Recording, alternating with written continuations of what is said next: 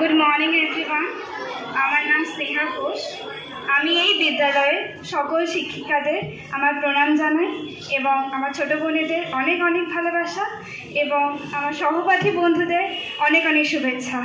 এই বছর উচ্চ মাধ্যমিক পরীক্ষায় আমি রাজ্যের মধ্যে 4র্থ স্থান অধিকার করেছি এবং মেয়েদের মধ্যে যুগ্মভাবে প্রথম হয়েছি।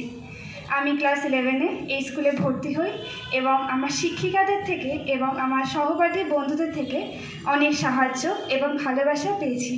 এটাই আমাকে এগোতে অনেক সাহায্য করেছে। সত্যি কথা বলতে মেধা তালিকায় আসবো কখনোই ভাবিনি,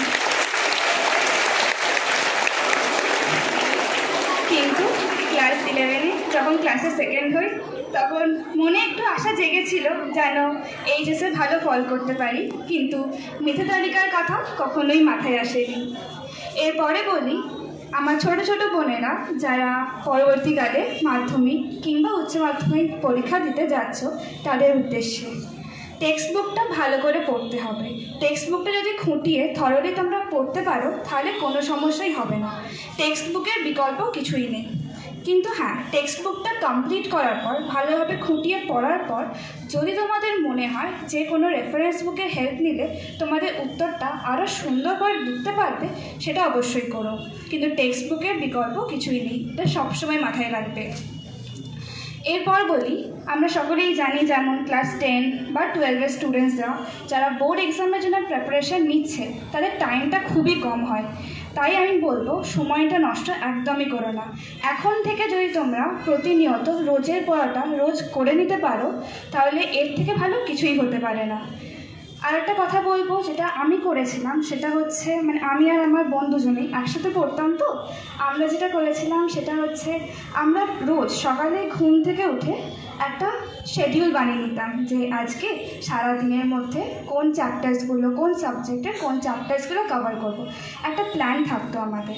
এরকম সিস্টেমেটিক্যালি করলে তোমাদেরও সিলেবাসটা টাইমে কমপ্লিট হবে, রিভাইজও করতে পারবে। তাই আমি বলবো একটা স্ট্রিক্ট রুটিন ফলো করো, কারণ টাইমটা খুবই কম হয়। এই কটা দিনের মধ্যে তোমাদের টেস্ট এক্সাম, তারপরে তোমাদের ফাইনাল। তাই টাইম ম্যানেজমেন্টের জন্য আমি বলবো এখন থেকেই তোমরা রুটিন বানিয়ে পড়াশোনাটা স্টার্ট করে দাও। আর একটা কথা বলি সেটা হচ্ছে আমাদের স্কুল থেকে তো বরাবরই স্টুডেন্টসরা মেধা তালিকায় নিজেদের স্থান করে নিচ্ছে।